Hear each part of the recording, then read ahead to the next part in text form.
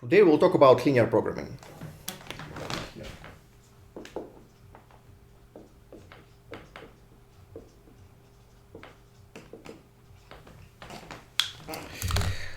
What is linear programming? Linear programming is basically a class of problems, some optimization problems. And for this class, there are some universal methods to solve these problems and to analyze these problems and so on. And as you see, as you will see in this lecture, some of the problems we discussed in this semester actually belong to this linear programming problems class. So what is linear programming? In linear programming, you solve optimization problem where all the constraints and all the optimization function are all linear functions. Well, for example, let's say you have some variables. Let's say you have n variables, x1, x2, and so on, xn. And you have some linear constraints on these variables. For example, you have something like 2x1 plus 3x2 plus 7x5 no more than 10, and so on.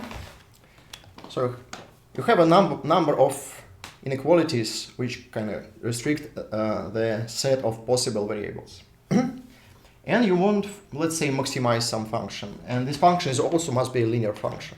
So we have another linear function which is like a how's it called? Goal function. So you want to maximize or minimize its value. Let's say we have something x1 plus 3, x3 plus 4, x5 is not maximized. Something like that. So again, what is important here? Important here is you have these variables. You have some number of linear inequations. And you have some linear function you want to maximize. That's all. That's all. No, let's say, for example, which problems from this course are actually can be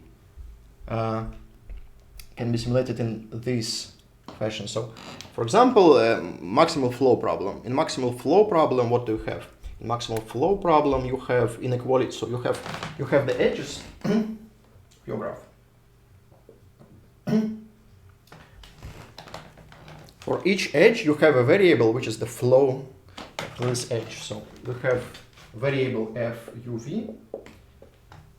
These are your variables, and you have some linear inequalities. So you have f uv is greater or equal to 0 and less or equal than c uv. These are both linear inequations. Yeah.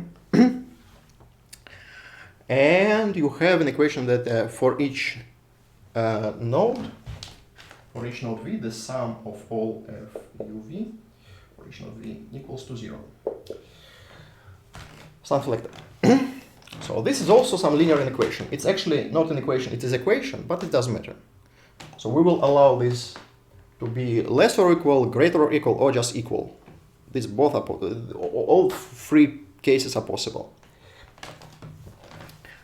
And we want to maximize the amount of flow. The amount of flow is just the sum of everything flowing from S. It needs to be maximized.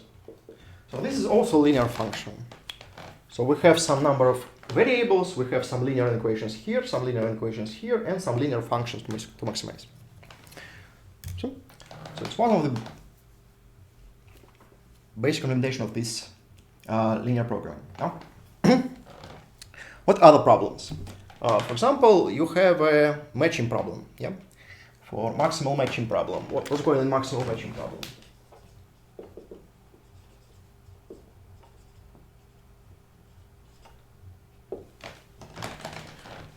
What's going on in maximal matching problem?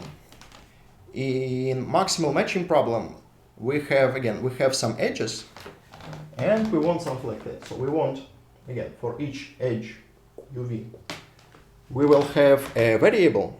And this variable must be 0 or 1. So we have variable x uv, which is from 0 to 1.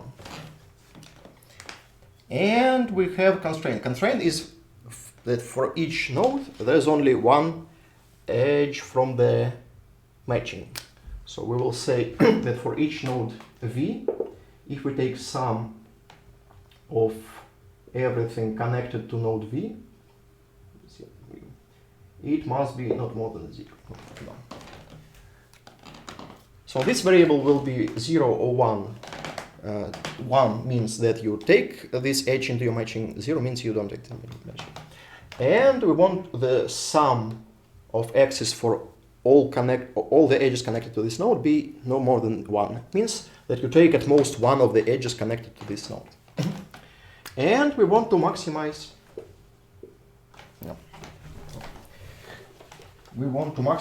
the sum of everything.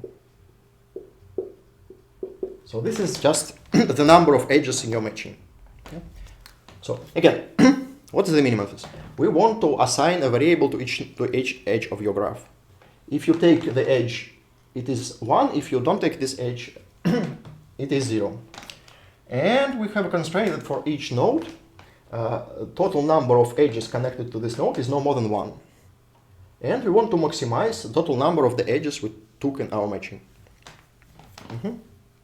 Yeah. Yes. You also spotted the important thing I was going to take. Okay. There is an important difference in this problem. Important difference is that we want all the variables to be integer. So in this problem, we want all x v belong to integer. Let's see z plus. Let's see z. Z plus because so in maximal matchings we don't allow to take half of the edge. Yeah, so we only allow these variables to be 0 or 1. So this is the important constraint for this problem. In maximal flow problem, we actually never use this. Yeah, so in maximal flow problem, we never ask all the flows to be integers, so it doesn't matter. Okay, so it is a big difference in these two problems. So if you allow, so let's see, you have two cases. If you allow your variables to be any real number, or if you allow your variables only to be integer numbers. So these are two different types of problems actually, and this difference is very important. If you allow your variables to be any real numbers, then this problem is actually polynomial solvable. So this problem actually belongs to P. If you ask for solution to be only in integers, it's called integer linear programming problem. And this problem is in P complete. P complete. Yeah. It's actually quite easy to show. You can simulate, let's say, free-sat problem in this fashion. So you can ask all variables to be from 0 to 1, so they are like Boolean variables, yeah. And then you can simulate free-sat problem. Like for each clause of your free-set problem, you want at least one of the variables to be true. Yeah. So it's not a surprise this problem isn't P complete. This is actually a surprise that this problem in real numbers is actually in P. I'm not sure if we will discuss the algorithm. Let's discuss it actually. How to solve this problem in polynomial time. I will not discuss these algorithms today, but there are basically two types of algorithms. First types of algorithms are algorithms which work in polynomial time. Oh, sorry.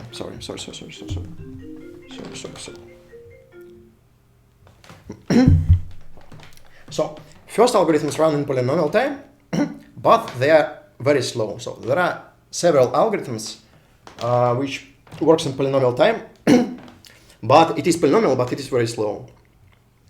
And there is a simplex method, or other types of optimization algorithms. Simplex method is actually working pretty good usually, but its time complexity is actually a complicated thing. So, okay, we'll not discuss simplex method today. If we need a special lecture about simplex method. But let's say it's not polynomial usually. Let's stop at this point, okay? So it's not polynomial, but it is fast usually for some small problems. It's fast enough to solve your linear programming problem. Okay. Now, what to do if you want to solve your integer linear programming problem? Sometimes you can just remove this restriction. So for some integer linear programming problems, you can actually solve the same problem in the real numbers, and the result will be the same as for integers. Well, for example, for the maximal flow problem. For the maximal flow problem, we know that if all capacities are integers, yeah, if all capacities are integers, then your solution must be integer. Yeah, no, like if you remember all the maximal flow algorithms we discussed, if all capacities are integers, no, actually you can think about it like this. So the value of your maximal flow is equal to the value of the minimal cut. Yeah, the value of the minimal cut is always integer. So the optimal solution for maximal flow problem is always integer if you have integer capacities. So for some problems, you can actually solve the problem in real number, and the result will be the same as the result for your integer numbers. Just because the optimal, you can prove that for your problem, the optimal result is always integer. This happened, for example, for maximal flow problem. What about matchings? No, again, here is a big difference between bipartite matchings and non-bipartite matchings. If you have a bipartite matching,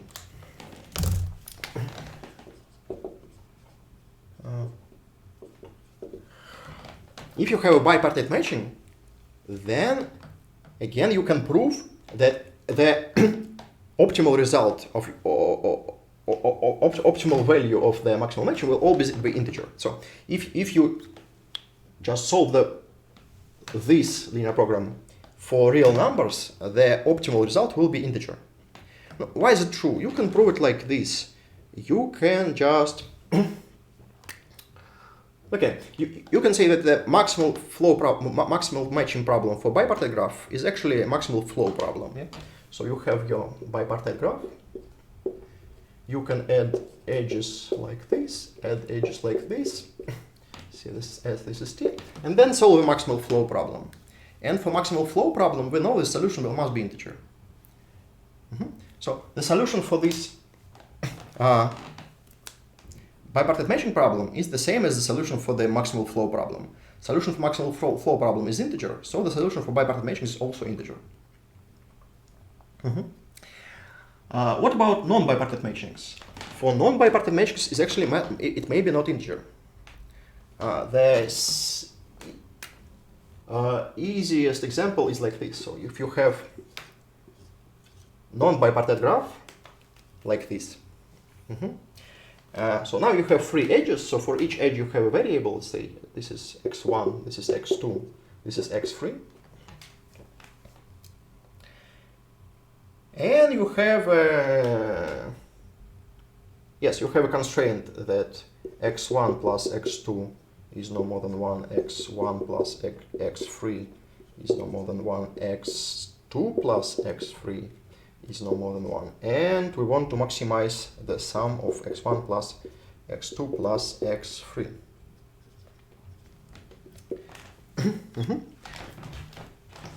Now, what is the optimal solution for this problem? Well, it's easy to see, actually.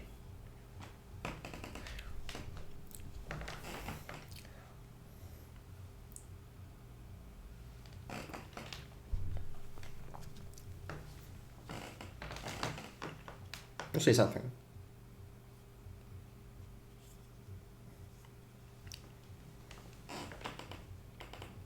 $1.5, all right. So the optimal solution is to assign value 0.5 to all variables. Now all the sums equal to 1, and this function equals to 1.5.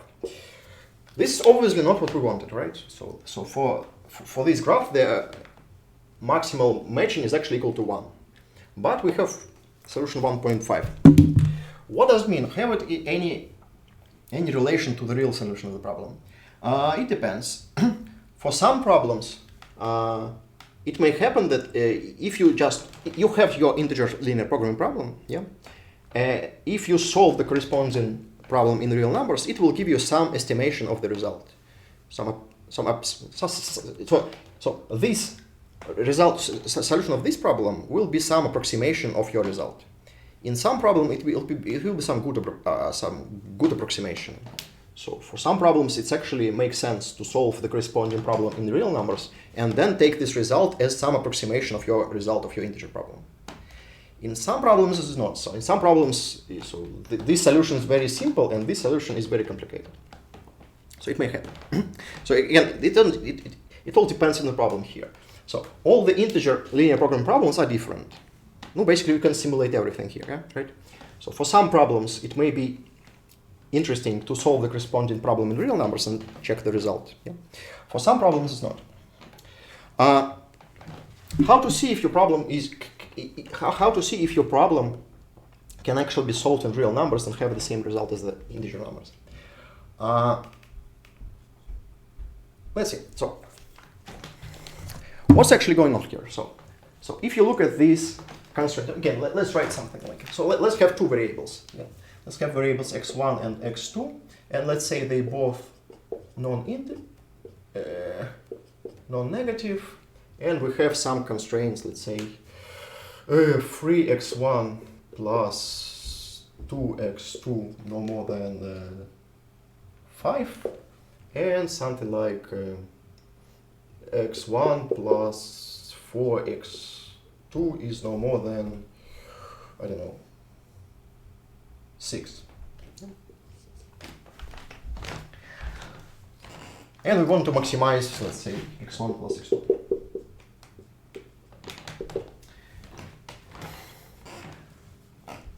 Let's look at the set of all possible solutions of these inequations.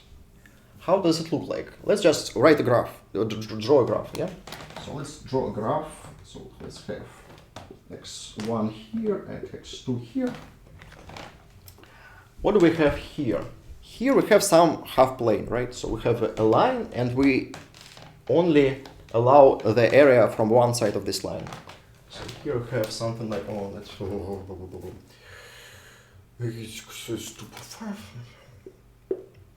like that. And here we have divided by 3, something like that, right? So we have some first line, so we need this region of this line, and we have something here, something like that. Huh? I'm not sure about how this satisfies to this. Well, good enough. So we have some two lines. Yeah, maybe these coordinates are wrong, but it doesn't matter. So we have some two lines. For each line, you allow only the. Okay, let's draw a good picture. Let's draw a good picture here. So, okay. Okay, so here we have a line 3x1 plus 2x2 no more than 5. This is a line in point 0. It is 2.5 here. Let's say 2.5 here. And if this is 0, then we have 5 divided by 3. It is 2. Yeah, no, it is 1.3 something like that. Something here. So this is the first line. And here, if x1 is 0, then here we have 1.5. If x2 is 0, then it is 6.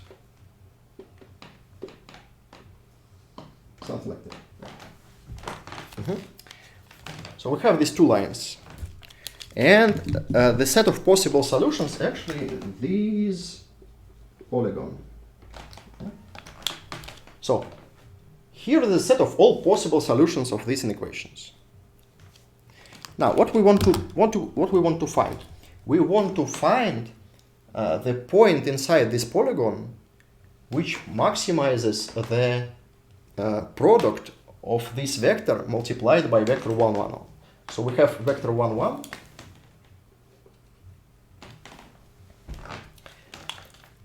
And we want to maximize the product of the vector x1, x2 and vector 1, 1.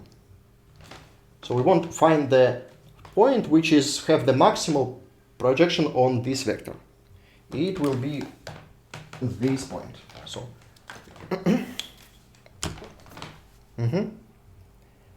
that's how it looks like. Yeah. So you have a set of inequations. This set of inequations defines some polygon, and you want to find the point inside of this polygon which maximizes the projection on some vector. Cool. So what happens if you have high degree of your space? So in 2 dimensions it looks like this. Why this point? It looks like it's true. I'm not sure actually. I think it must be this point, just because this, yeah. So if we go from here to here, this will be increasing. If we go from here, it will be increasing. So I think this point is right. Yeah. How do you prove individual intersection? That's a good question. So what happens in this problem? You have some number of linkers. So you have some intersection of these half planes. The intersection of the half planes is some convex polygon. So let's write it like this. So if you look at the intersection of your half planes, it will always be some convex polygon. Something like that.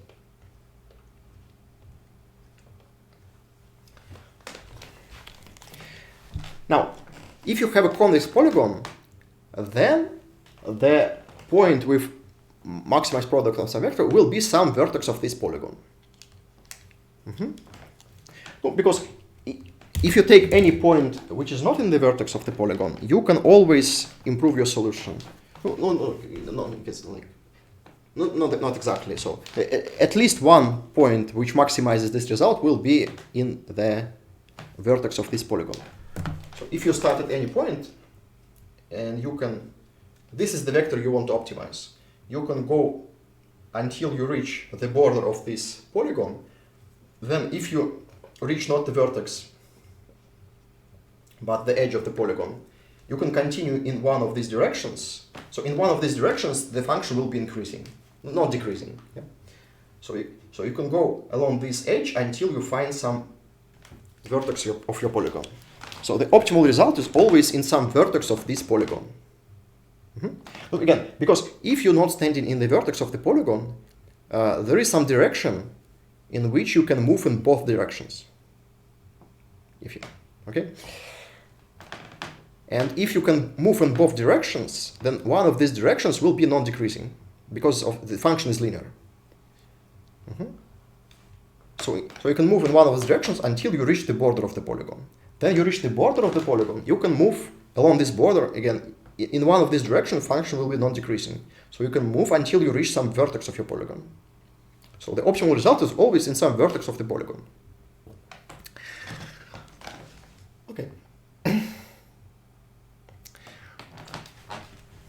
So how can you solve this problem if you have two-dimensional space? So if you have only two variables, you can actually solve it like this. You can build this polygon, you can intersect all these half planes, build this polygon, and then try all the vertices of this polygon and just find the maximal result. If you have n lines, you will have up to n vertices in your polygon. So you can just try all of them and find the maximal result. This is one of the possible solutions of the. It's actually the easiest solution for linear programming if you have only two variables. Yeah. So basically, you can check all the vertices of this polygon, and you know that the optimal solution is one of these vertices. Yeah. What happens if you have not two-dimensional space, but more dimensional space. So if you have higher dimension than 2, you have the same thing. You have not polygon, but you have some. It's called polyeder. So you have some n-dimensional polygon basically. Yeah. So you have some convex figure which works like polygons. So it has some vertices, it has some edges, and so on. And you can solve them the same way. You can you can check all the vertices of this polygon, or of this polyeder, and find the maximal result. The problem is that the number of vertices in polyeder grows exponentially when you increase the dimensions of your space. So in 2 dimensions, the number of vertices is small, but if you have n-dimensional polyeder, the number of vertices in this polyeder will be like exponent from n. So you can just do the same thing in the multidimensional space. Okay, hope it makes sense. Hope it makes sense. Well, let's talk about this problem since it's already written here. So let's try to draw the polyeder for this problem. So it's 3-dimensional problem. We have 3 variables.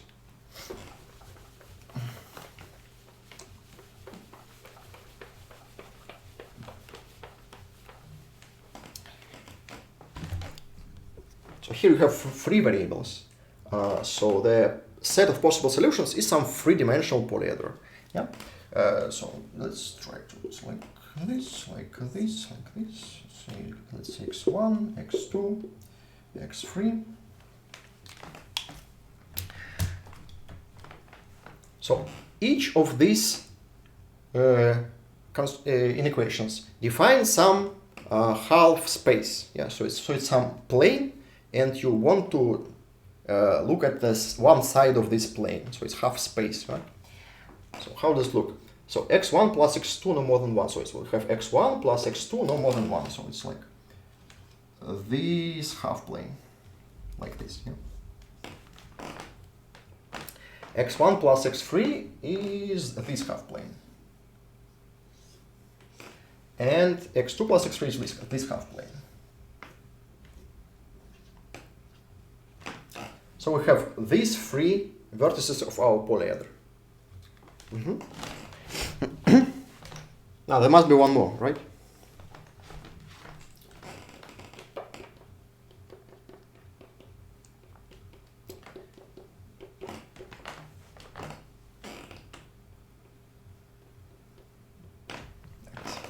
So where will be the 4th vertex? So this is also the vertex of the polyeder. So we intersect 3 half planes, half spaces. Yeah. So one half space goes from here, one from here, one from here, and we want to find the intersection of all these half spaces. It will be some convex polyeder. So you have this pyramid, and also you have one more vertex, right? Where will be one more vertex of this polyeder?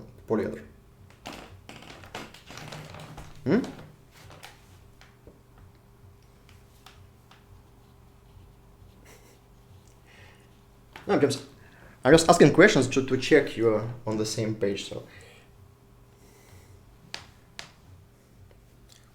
again, I want to construct the set of all possible solutions of these inequations. So how to do it? You draw all these planes in 3D space and find the intersection of corresponding half spaces. So you have these 3 half spaces. What will happen if you intersect them? You will have some convex figure, right? So how does it look like? So we have these points, yeah. So we have this half plane, and this half plane. And there is one more vertex of this polyeder. Okay, I'll just tell you. So there is one more vertex of this polyeder, and it is exactly in this point. So if you just intersect all these half planes, you will have one more vertex here.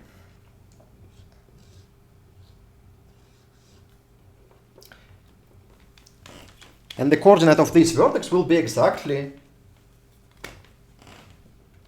0.5 for all. So it's 1.5, 0.5, and 0.5.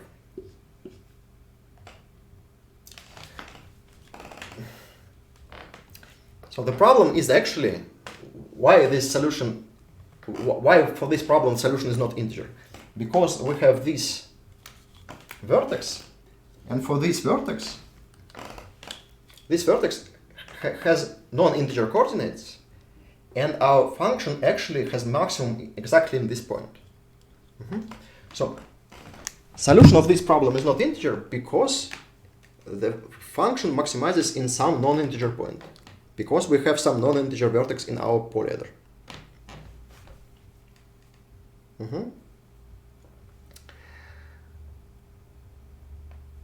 Now, why we don't have any problems with bipartite graph? Because in bipartite graph, if you build the corresponding polyeder, all vertices of this polyeder will be integer.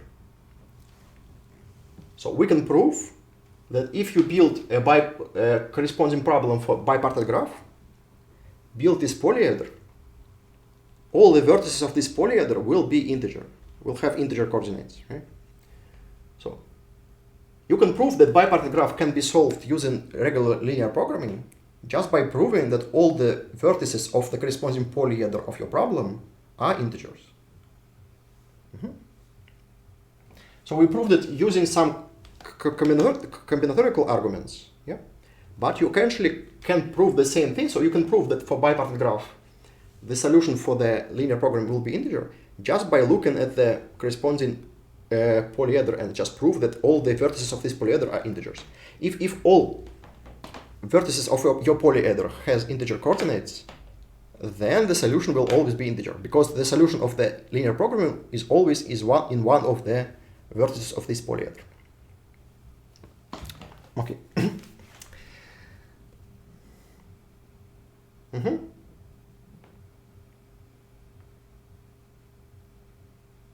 Okay.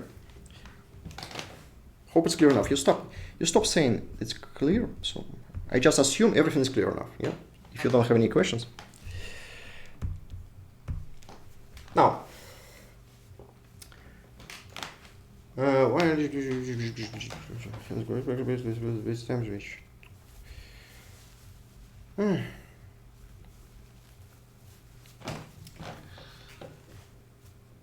okay. Now, how to solve linear programming if you have integers? So again, there are some algorithms with the simplex method. Usually you will not try to write simplex method by yourself. Usually you just take simplex method from one of the libraries, something like that. So what I want to do next?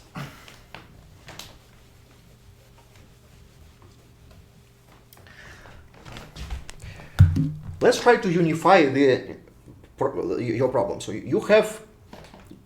imagine you have some problem, yeah, and you want to write it as a linear program. So you have some variables, you have some inequations, you may have less or equal, greater or equal here, and there is some function. You may want to maximize function or minimize the function. Let's try to so it may be maximum or it may be minimum. Okay, let's just try it. So let's write it like this. So you have variables xi, x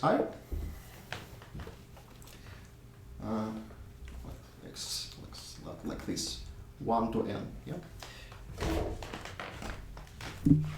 Now you have some inequations. So convergence was like it's just multiply the matrix A by the vector x, and it must be less or equal or greater or equal than some vector b. And you have your function. Your function is basically a product of vector x by some vector c. Right? So you have vector c, let's make it by x must be maximized or minimized.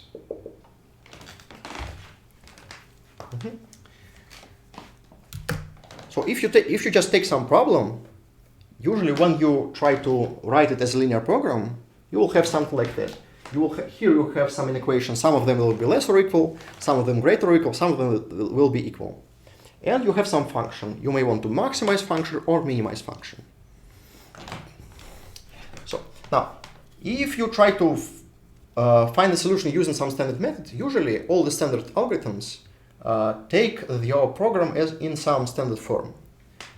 For example, you may want to do it like this. So let's try to rewrite this problem as another problem in a standard form. So what is standard form? For example, you may want to have something like this. So you have variables 1 to n. All variables are non-integers. No. All the variables are non-negative. Now here you will have less or equal for all inequations. And here you want to maximize.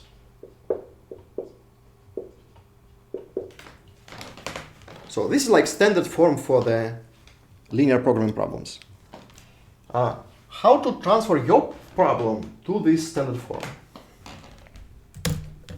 Let's see.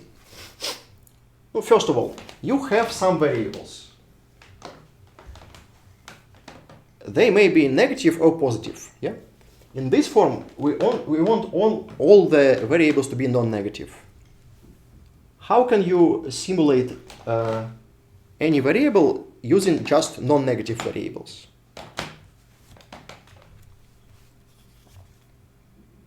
Again, in this problem, you have some variable xi,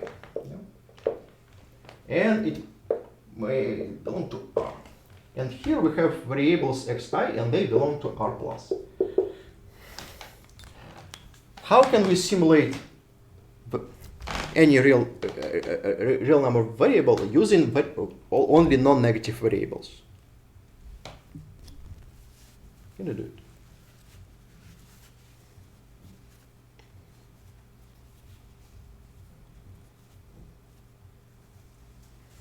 Yes, right. So the answer is pretty simple. You make two variables, yeah, and say that xi is actually the difference between xi plus minus xi minus. So you just double the number of variables. Yeah? For each variable, you make two variables. One corresponds to the positive part, another corresponds to the negative part. Yeah. Shifting values is also possible, but if you know the possible range for the variable, yeah. If you know the possible range for the variable, you can shift it. Right? If you don't know yeah, you can do it like this. So now all the variables are non-negative. What about inequations? What if you have? So I want all inequations to be less or equal. What happens if you have an equation greater or equal? So if you have a greater or equal inequation here, how can you change it to be less or equal?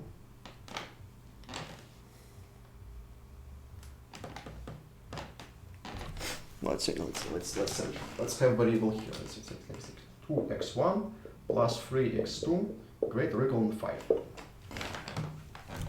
Yeah, you can just multiply both sides of this equation by -1. Yeah. So correspondingly, minus x1 minus x2 is less or equal than -5. Yeah. All the coefficients can be negative. That's fine. So now all constraints are less or equal. What happens if you have equal here? So what happens if you have equals here?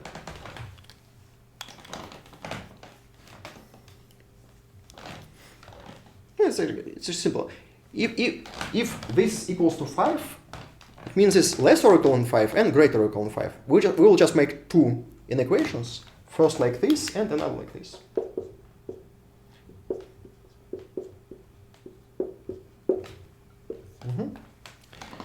So these two inequations guarantee that this sum will be equal to 5, because it is less or equal than 5 and greater or equal than 5. So now all inequations are less or equal. Here, for this function, if you want to minimize this function, again, you just multiply it by -1 and you have something to maximize. So any problem, if you write it as you wish, you can transform it to a problem in this form. And the size of this problem will be, again, it will be polynomial from the size. So actually, we just doubled the number of vertices. It's not actually good, but still. So we doubled the number of variables in this problem, but that's fine. Now, another important form of the linear programming problem looks like this.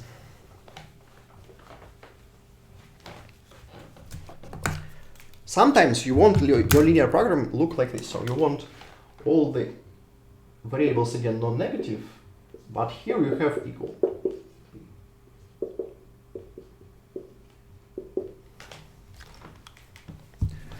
That's another important form of the linear programming problem. Why would we want all variables to be positive and superformed? It's a good question. Some algorithms actually assume that all variables are non-negative. It's not that important today, but for some algorithms, it's just an important thing that all variables are non-negative. No, doesn't matter.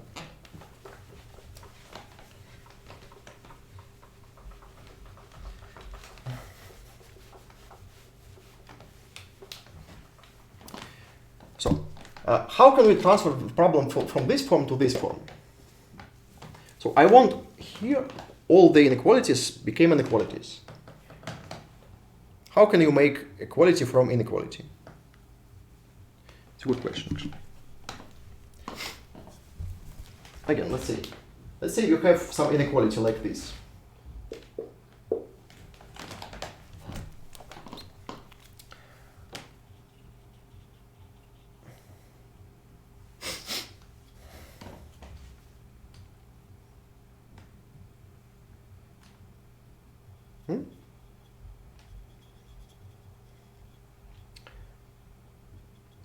Basically, what you want to do is to add another variable, which is the difference between these two parts. So, what does it mean this less or equal than this? It means the difference is less or equal than 0. Let's add another variable, which will be the difference. So let's see. So it's less or equal than 5. If we add another, let's say y1, it will be equal to 5. And this, since all variables are non-negative, so this y1 is non-zero. It is the same as if this sum is less or equal than 5. So again, we just added few more variables. The size of the system will be increased, but not much. So we just add one more variable for each inequation in our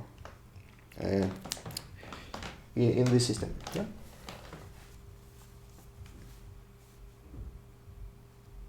Now, here the strange question is, so here I have some system of linear equations.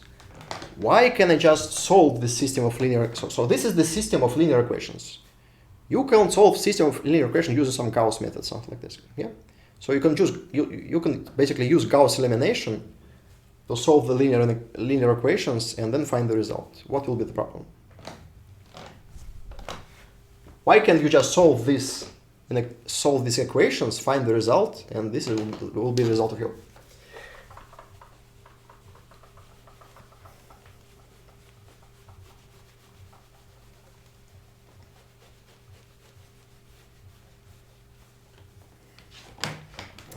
So the problem will be that the solution of this system will not be. This system is not one solution. The solution of this system is just the whole space of solutions. So it looks like this system of linear equations, but the number of equations will be much smaller than the number of variables. So the solution of this system is not a single point, it's just the whole subspace of your n-dimensional space. And you want to find optimal point in this subspace. So it's actually the same as this problem. So even if you have equations here, the problem is still the same. Okay.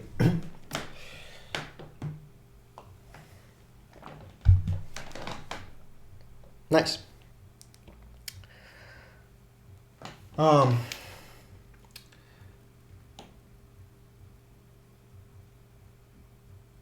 I wanted to talk about something else, but I forgot. Okay, let's stop here.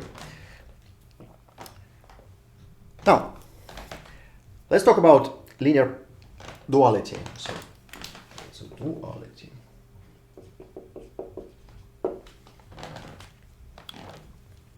So, all linear programming problems always have pairs. So, for every linear programming problem, there is a dual linear programming problem. We actually face this problem. So, if you remember what we discussed when we talk about, for example, maximal matching problem. So if you have maximal matching problem, you have a minimal vertex cover problem. And when we discussed it, so I told you that these are two dual problems. If you have a maximal flow problem, you have a minimal cut problem. And this also a pair of dual problems. In linear programming, it's a very simple way to find the dual problem for your problem. It looks like this. So let's write some linear programming problems. So again, let's say all x's are integers, ax less or equal than b, and we want to maximize ct.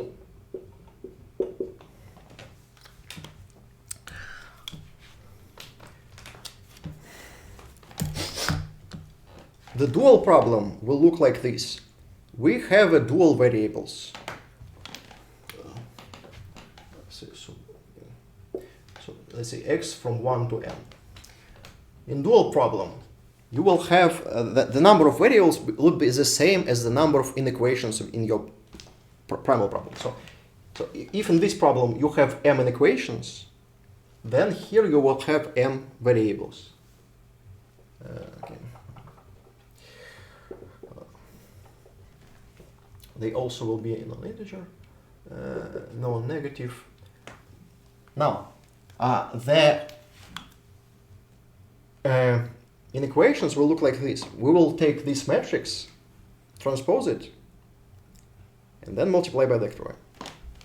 So we take transport matrix T, AT, multiply by vector E, and it will be greater or equal than this vector C.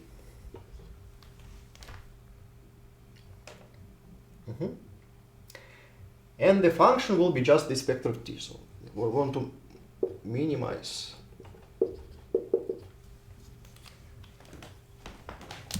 So how to make a dual problem? You take this matrix A, transpose it, then take this vector C, take this vector B, and just swap them, and change this maximum to minimum. That's how you make the dual problem. For example, let's make some simple dual problems.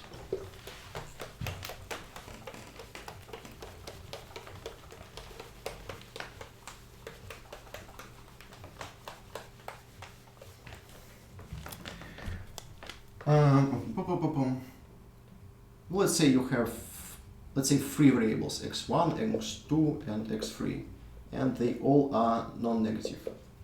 And you have two inequations, let's say 3x1 plus 2x2 plus 5x3 is 10, and something like 2x1 plus x2 plus 2x3 more than 7, something like that. Yeah. And you have some function, let's say x1 plus 7x2 plus 3x3 you want to maximize. Then the dual problem will look like this. So we have two inequations, so we need two dual variables. Let's say variables y1 and y2. So that's the primal problem. Here I'll write a dual problem.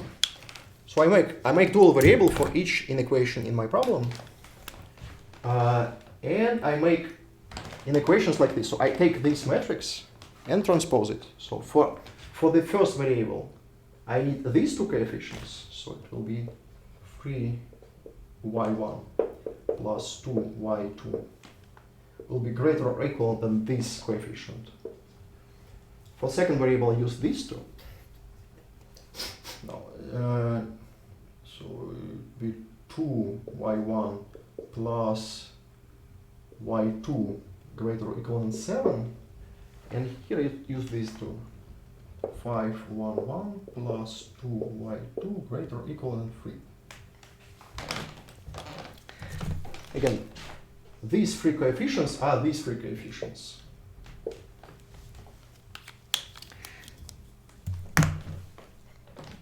Now I make the function look like this. I use these two coefficients, so I make 10 y1 plus 7y2 must be minimized. And again, these two coefficients are just from here.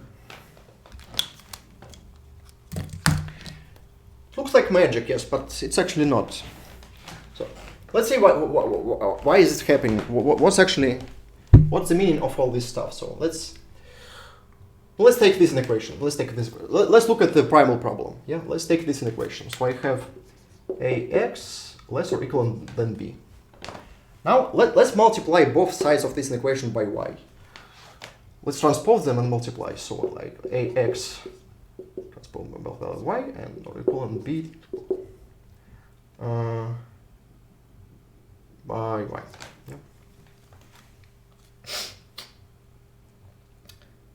Now, what's happening here? Here I have xt a t y less or equal than b t y. Now, if I look at all possible y's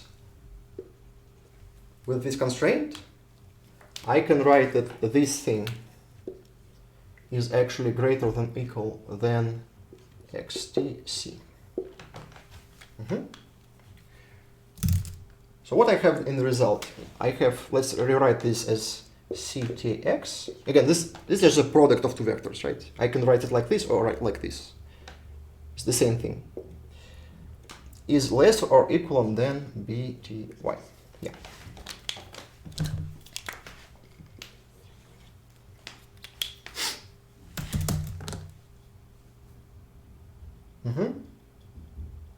What does it mean? It means if I take any solution of the primal problem and any solution of the dual problem, then the solution of the dual problem is just some upper bound on the solution of the primal problem. And what I want to do, I want to find the minimal possible upper bound for the solution of my problem. The interesting thing, it is actually, they meet at the same point. I will not prove it. But I just proved that any solution of my problem is less or equal than any solution of the dual problem. The interesting thing is these two solutions actually meet at the same point. So here you have all possible solutions of your primal problem, and here are all possible solutions of the dual problem. They actually have the same optimal point. This is kind of magic, but I will not prove it today, but it uses some more linear algebra, but that's the interesting thing. Okay? Now, let's try to build a dual problems from some of the problems we already know. Yeah. So let's start from the maximal matching problem, bipartite matching. Let's talk about bipartite matching problem.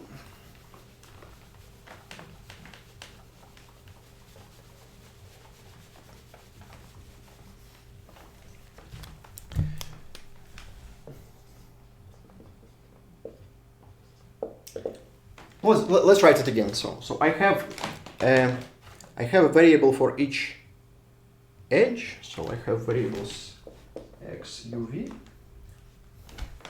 It is greater or equal than 0, and it is less or equal than 1. And I have the constraint that for each node v, the sum of everything connected to v is no greater than 1. And I want to maximize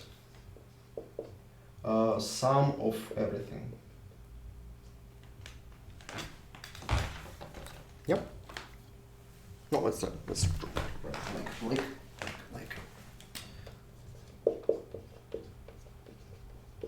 Yeah. So this linear program for the maximal matching problem. Now, first, let's simplify it. Let's remove one unnecessary inequation. So I claim this inequation is not important. I can remove it. No, because if I take any variable more than one, this inequation will not be satisfied. So this inequation actually forces all the variables to be no more than one. So I can safely remove this inequation.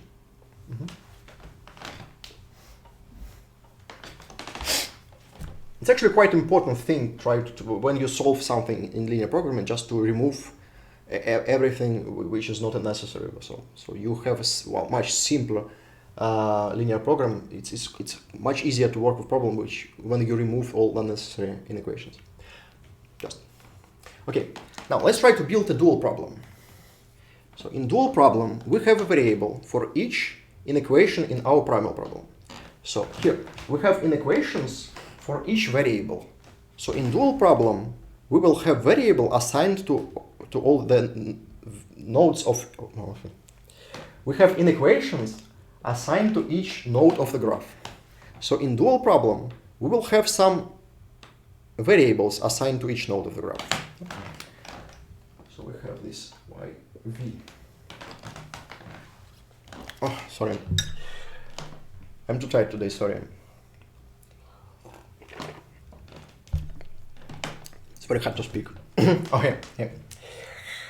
Whew. Now, about inequations.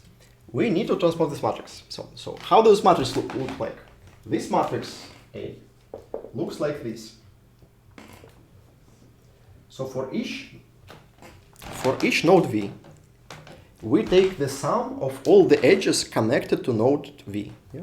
So we have this node V, and in this row of the matrix, we have ones in all positions corresponding to the edges connected to node V. So here we have edge VU, here we have 1. Yeah? So for every node, we have 1 in position for the node, which is one of the ends of this edge, right? So what happens if we transpose this matrix? So if we need to look at the row of this matrix. What happens in the row of this matrix? In the row of this matrix, we have ones in the rows corresponding in the columns. So if we look at the column of this matrix, we have ones in positions corresponding to the ends of this edge, right? So if we have edge VU, we will have 1 in row V, and we will have 1 in row U. So now, when we construct dual problem, we need to take the variable from this problem, and for each variable of this problem, for each UV, we will have an equation. An equation will look like this. We take the column of this matrix, take these two variables with these coefficients, so we have yu plus yv. And it must be greater or equal than coefficient from this vector c. This is vector c, so it is 1. Makes sense.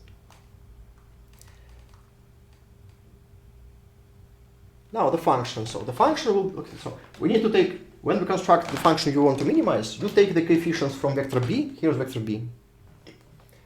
And just so I will just write sum of everything. So just to take everything with coefficient 1, yeah, must be minimized. So this is a dual problem for the maximal matching problem. Can you see what problem it is?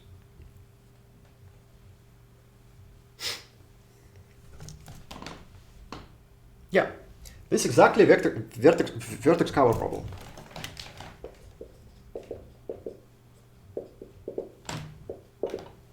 Yeah.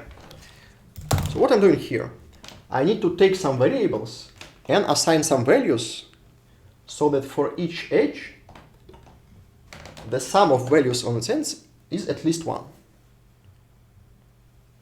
It means that I actually do, the solution is integer, so I take the ends of this edge, assign some values 0 or 1 to the ends of this edge, and the sum of these values must be at least 1. It means I mark at least one of the ends of this vector with 1. So I mark some nodes of my graph. So for each edge, at least one of the ends of this edge is marked. And I want to minimize the total number of the marked edges, marked nodes. This is exactly vertex cover problem. So again, when we discussed maximal matching problem in bipartite graph, we discussed that you can solve the vertex cover problem in bipartite graph using maximal matching algorithm. And this is actually why. So these problems are actually the same problem viewed from different sides. So primal dual problems is the same problem, just viewed from different sides. So here you want to maximize something, here you want to minimize something, and then they meet in the same point. You can prove it without any combinatorial knowledge about your problem, just by constructing the dual problem just from your matrices. Yeah? Oh.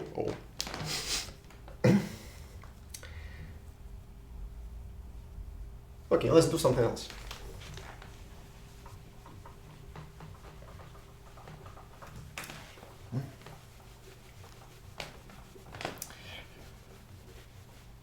Okay, I don't know what to do with flows. Let's talk about assignment problem.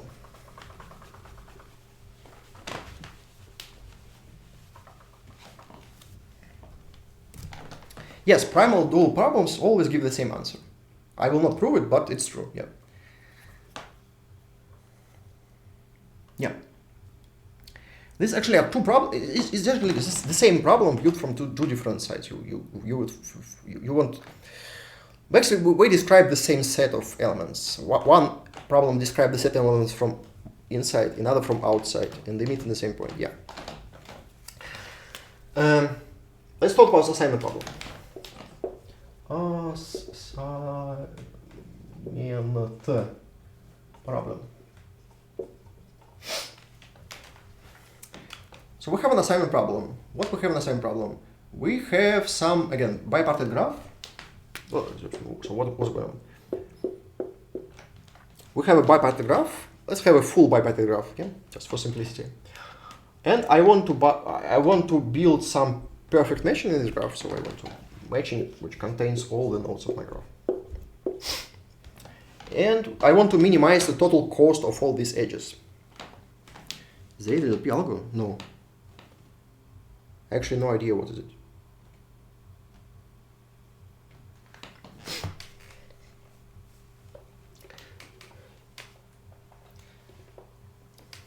We'll not actually, today we'll not talk about algorithms. Today we'll talk just about how you can analyze your problem using some linear programming methods. So I will not discuss any algorithms to solve linear programming problem.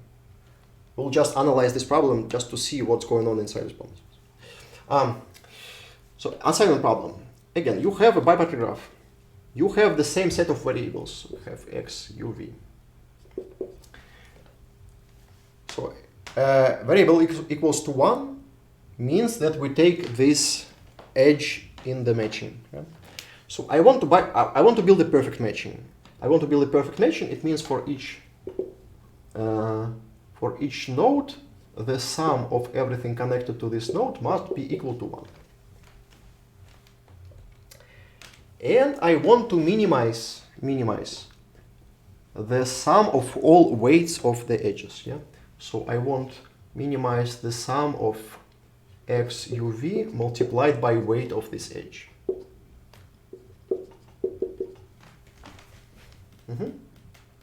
So this is your assignment problem. You want to build a perfect matching with minimal cost. Now, how the dual problem looks like. In the dual problem, again, you have the variables assigned to your nodes.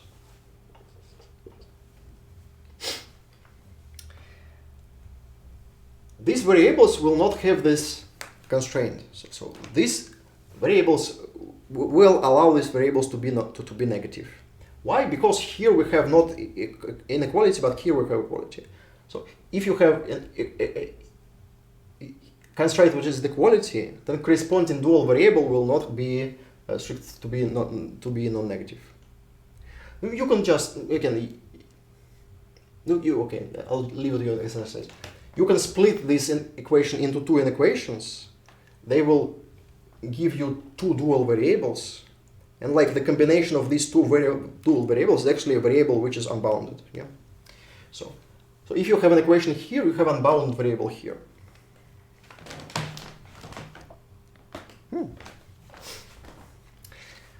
Now, what about constraints? So constraints look like this. Again, I take this matrix, and look at the columns of this matrix.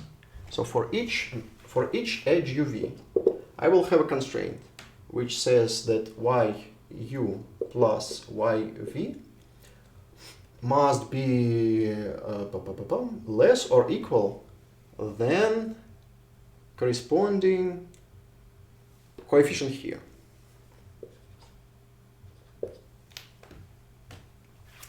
And what I want to do, I want to maximize the sum. So I use these coefficients for my maximization function. So I just want to maximize the sum of everything here. So this is a dual problem for the assignment problem.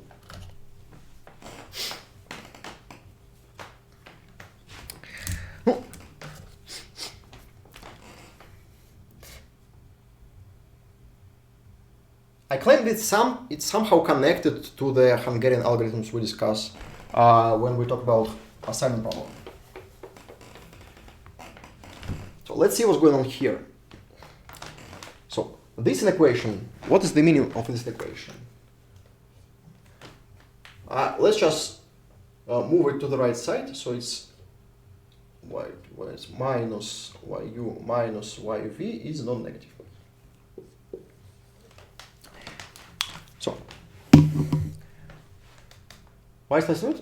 So I just take this column and just construct it. I didn't think about it. So I just constructed using the standard algorithm for building dual problems. Again, why I have this constraint? I take the column of this matrix A, multiply it by vector y. And then in the right side, I have the coefficient from this function. So I use these coefficients here, and I use these coefficients here. Why it is less or equal here? Because I want to maximize. Now again, you can take this problem, rewrite it in the standard form, and then write this problem and then simplify. I just take all the steps at once. Again, you can take this problem, rewrite this problem in the standard form, then build dual problem, and then simplify it. You will have this problem. I'll just take all these steps at once. So this less or equal because here I have minimization. You can do it like this. You can move from this minimization to maximization problem. Just multiplying this by -1. Yeah. So here you multiply everything by -1. Then you multiply it again by -1, and you will have less or equal. Yeah. That's how it's done.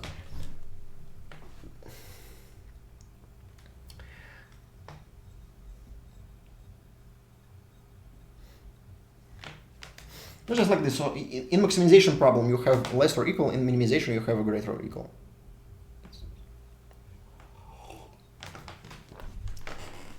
Now, let's remember how to solve assignment problem using Hungarian algorithm. Yeah. So how we did it? If you remember what was going on a few lectures ago, when we solved assignment problem, we did it like this. We assign some potentials to some nodes and then change the weights of the edges. Yeah. So we assign some potentials to the nodes of the graph and then like subtract these potentials from the weight of the graph. And then in this new graph, we build a matching using only 0 edges. Yeah. Again, if you forgot how to do it, you can rewatch the lecture about assignment problem. But this formula is exactly the formula from Hungarian algorithm. So in Hungarian algorithm, we want to assign some potentials so that the weight of each edge is non-negative. So we want to assign some potentials so the weight is non-negative, and we want to maximize the value of the potentials we set. Because in the end, we will have matching of size 0 of total weight equal to 0. So the total weight in this graph will be just sum of all these potentials.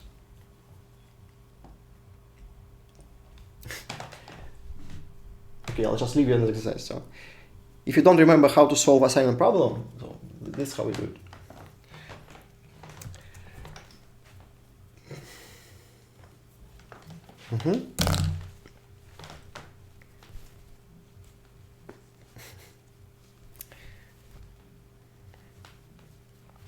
Okay, the final thing I want to tell you is how to check if your solution is optimal.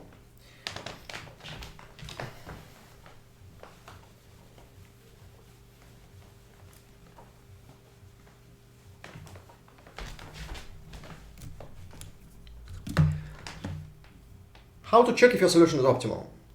It's actually quite easy, that's all. What you can do is to build your. Imagine you have some solution of your primal problem and some solution of your dual problem, and you want to check that your solution is actually optimal. Well, you can check it like this. You can calculate this result, and check that they're equal. So if these two functions are equal, then you have an optimal result.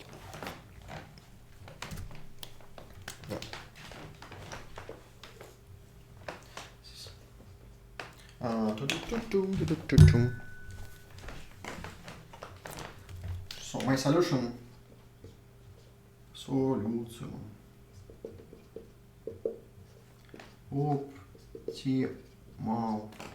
means that CDX equal to BTY. Yeah. So we prove that this part is less or equal to this part. So if we have equality, it means we have both. So both problems have the optimal solution. Yeah. But it can be written simply. So, let me do it. Let's try to rewrite this property like this. Let's do it like this. Let's have a problem. Let's have it with equality. So we have x greater or equal to 0. We have ax equal to b, and we want to maximize this problem. Let's take this problem. And let's build a dual problem. Dual problem will look like this. I have y's. I have a ty.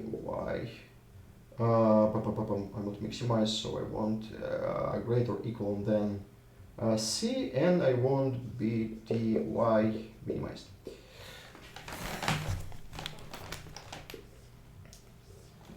So that's my primal problem, that's my dual problem.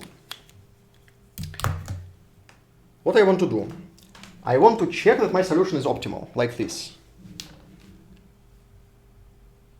How to do it?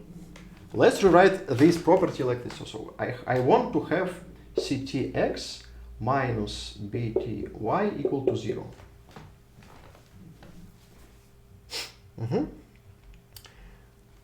Now I want to eliminate something from here. Let me check.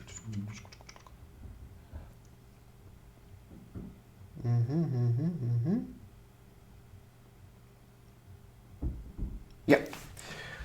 So I want to have this ax somewhere. So I want to multiply something by a.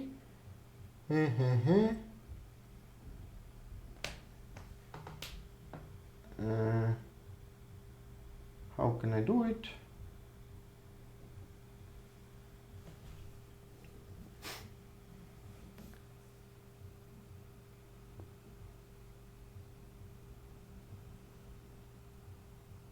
Sorry, one moment.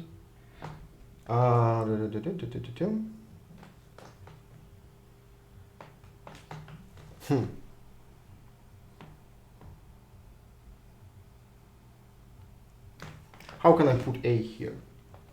I want to remove this X. No, I don't want to remove X. I don't want to remove X. No, I don't want to remove X. I want to put X here.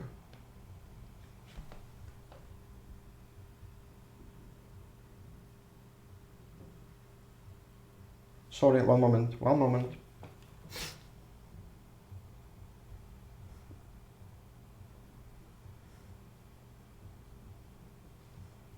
It's strange.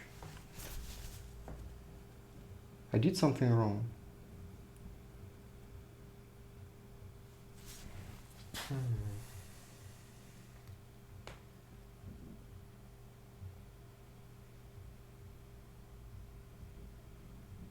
So I want to eliminate this part. Let's try this B. Sorry. 1 second. So let's use this. So BT is actually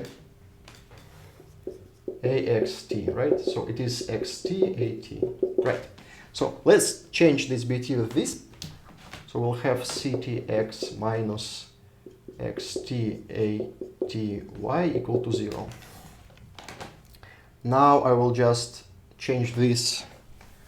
Again, this is product of two vectors. I can rewrite it like this. And now I'll take this X out of brackets. So we'll have XT, C minus AT. No, fine. That's what I wanted. So let's look at this property. So again, this property means that you have an optimal solution, that your primal and dual problem have the same solution. If your primal and dual problem have the same solution, it means you have an optimal solution in both of them. Okay? Now, here, what does it mean? Here we have a product of two vectors, and both these vectors are non-negative. Actually, not positive. Okay, so this vector x is non-negative, and this vector is non-positive. So it's c minus this, so it's non-positive. How can the product of these two vectors be equal to 0? No, it is equal to 0 only if for each coordinate we have equality here or here. So for each coordinate, one of these things must be equal to 0. So it means xi equal to 0, or ci equals to ati y. Yeah, like this. Whew. Yeah. Clear enough, no? So again, I want to find the property when my solution is optimal. My solution is optimal when I have the same solution for primal problem and for dual problem. Now I just make some small changes, and here I have this equation.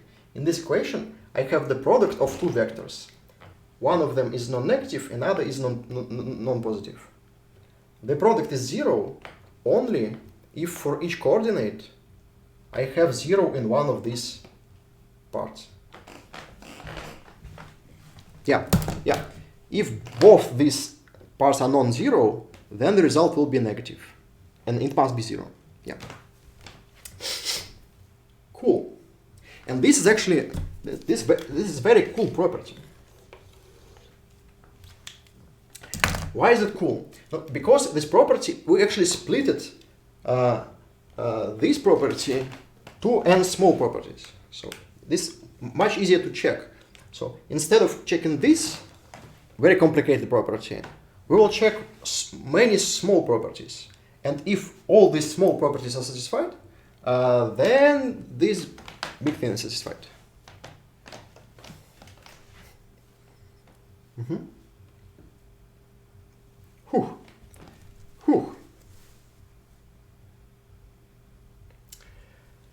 This is called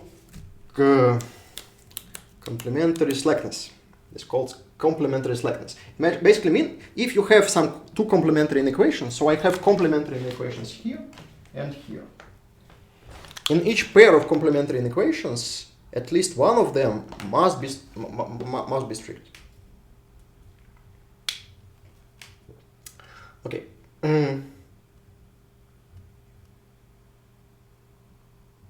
let's try to see what's going on in these two problems when we apply this. How's it called? Sorry.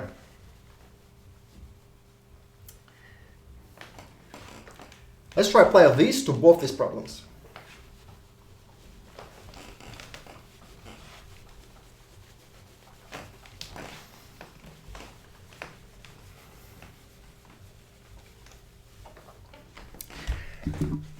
So, a maximal matching problem. We have so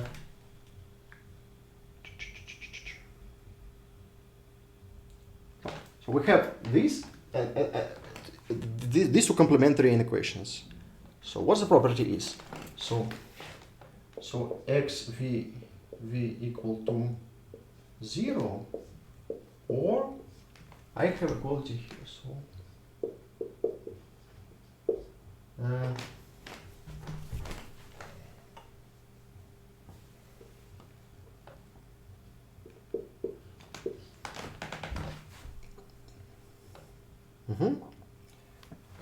so I have 0, or I have equals here. Let's rewrite it like this.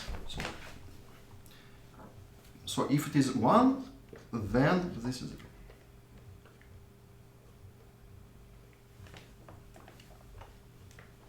Maybe it's easy to make this.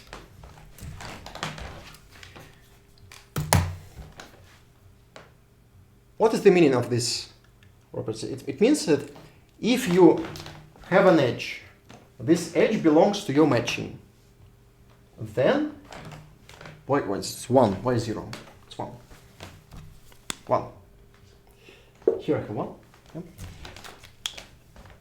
What does it mean? It means if I have an edge from the matching, then only one of these ends should belong to your minimal vertex cover.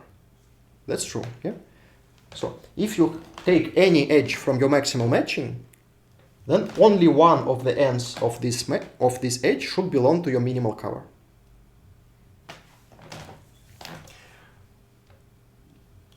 Other pairs of results. So we take these and these complementary inequations. This is it's also greater than 0. We can take these pairs. They take this and this pair. For these pairs, we will have something like that.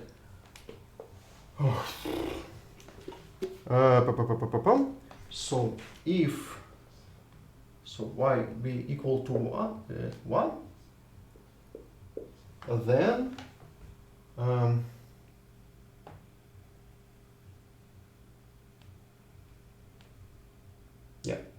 sum of u x v u equal to 1. Yeah, like this. No.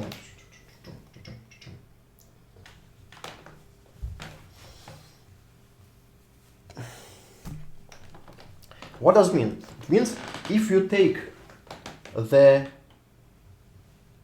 node into vertex cover, then this vertex must belong to your maximal matching. So again, you take some vertices to the vertex cover. Each of the vertices from the vertex cover must have an edge from the matching connected to it.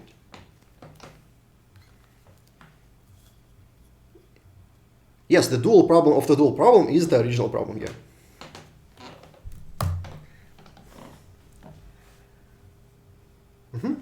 So we actually used these properties when we discussed the maximum matching problem, but we will write them only from the combinatorial arguments.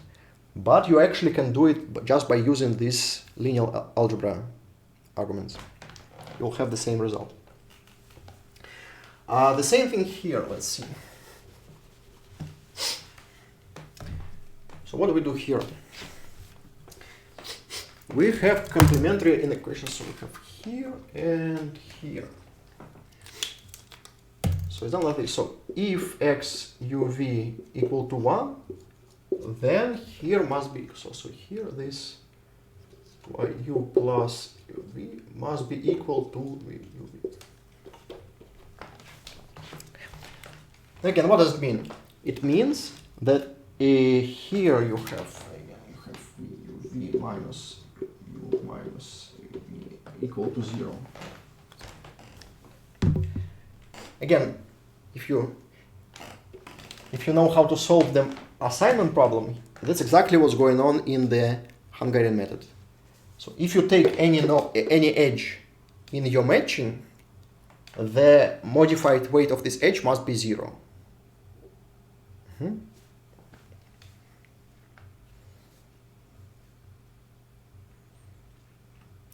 So basically Hungarian method is just primal dual method for the solving this problem. So what happened again?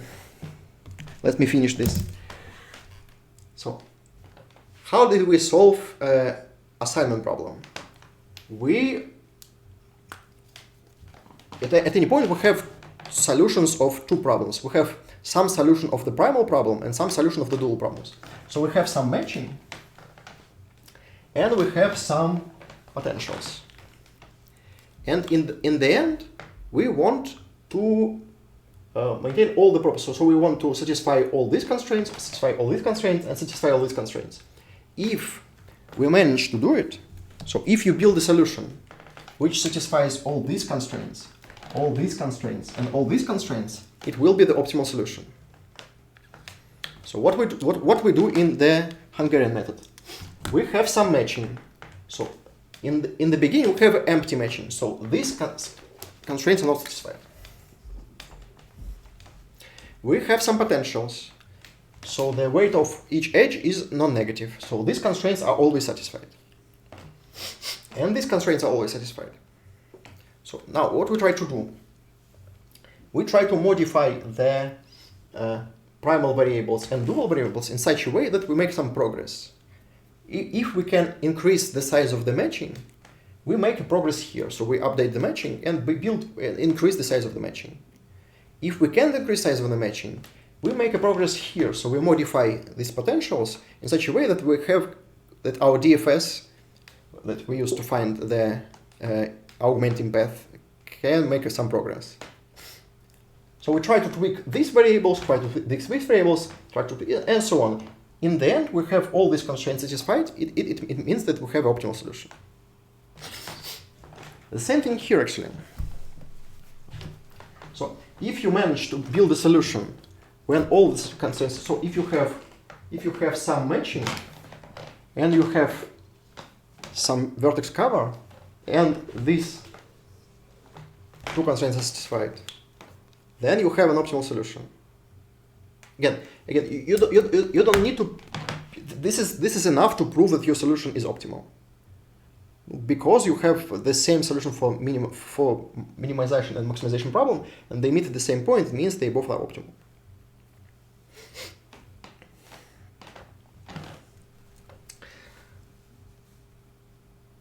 That's all.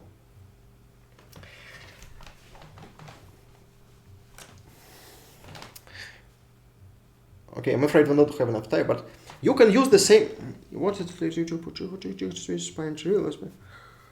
Directed minimum spanning tree. I'm not sure if we can write it as a linear program. I don't know how to write it as a linear program. At least of polynomial size. I don't know. You can try. Okay, final thing. Let's go back to non-bipartite matching.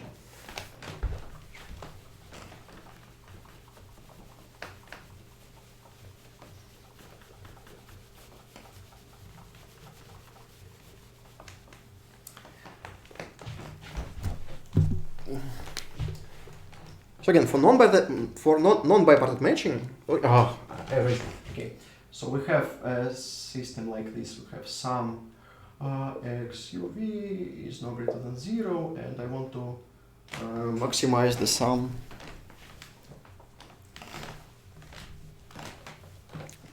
So in non-bipartite graph, this is not enough. So again, you can have situation like this. Let me draw it again. And here you have the optimal point. So this happens when you have a triangle. Okay. So now, in non-bipartite graph, you may have non-integer vertices in your polyeder, and you may have actually optimal solution at this point. Yeah? So what was the problem with non-bipartite graphs? The problem is that your solution may be in some non-integer point. How can we solve it? We can solve it by adding more constraints. So we can add more linear constraints, which will eliminate all non-integer vertices from our polyeder. For example, for this graph, what can we do is we can add another plane which will eliminate this vertex. And you can simply see that this plane is actually x1 plus x3, x2 plus x3 is no greater than 1.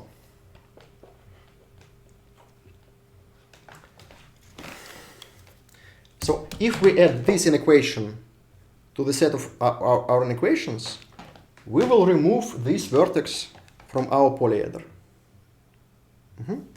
So we're only left with this. We'll have something. And now all the vertices are integers.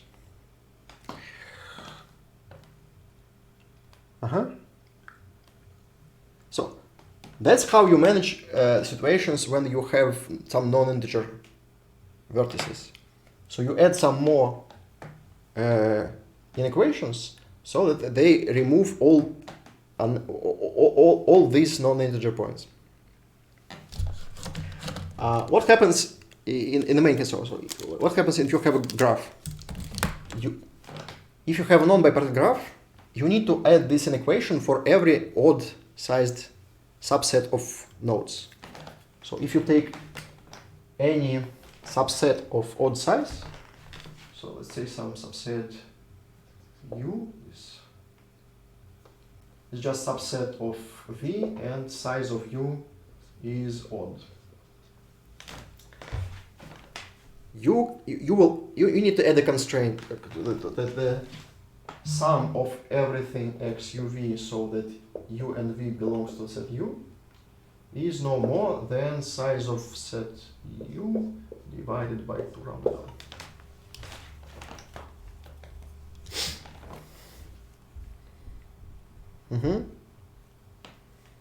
So that's how you remove all non-integer points from your solution. You add some more inequations, so these inequations eliminate all non-integer points. The problem here is that the number of inequations we added is exponential. Yeah? So we add new inequation for every odd size subset of the vertices. Yeah. So even if you have a polynomial time solution, the size of your system will be non-polynomial. But we still can't solve this. How to solve this problem? We will make a dual problem. In a dual problem, we will have dual variables. So in a dual problem, we will have variables for each subset U.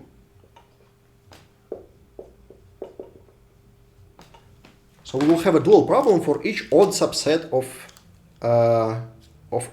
the vertex set of a graph. But most of these variables will be zeros. So if you manage to have an algorithm which maintains both these solutions in such a way that at most almost all variables here are zeros, so if only small subset of these dual variables are non-zeros, then you still can solve the problem. So you don't write this, you don't need this system explicitly. You just know that for each odd size subset, you have this inequation. And then you maintain only subsets which has non-zero dual values of dual variables. And now, if you do it carefully enough, you can solve the problems even if you have some exponential size system. Okay, that's the story for another lecture, but That's basically how you solve weighted non-bipartite matching problem.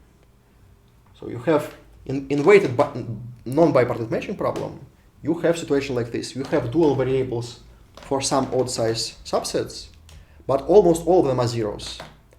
You have only odds. You have non-zero variable only when you have a blossom, and when you contract a blossom, you have a new variable which is non-zero. So you only have non-zero variables for contracted blossoms, and the number of contracted blossoms is polynomial, let's say. So the number of non-zero variables will always be polynomial. So now you have a polynomial algorithm just from these ideas. But again, the idea behind this polynomial algorithm is to have this exponential size linear program. You just don't solve it explicitly. You solve it in a smart way. So you don't write all these inequations. You just know that you have these inequations and use only some small subset of these inequations. Okay, this is the story for another lecture. Okay, it's enough for today.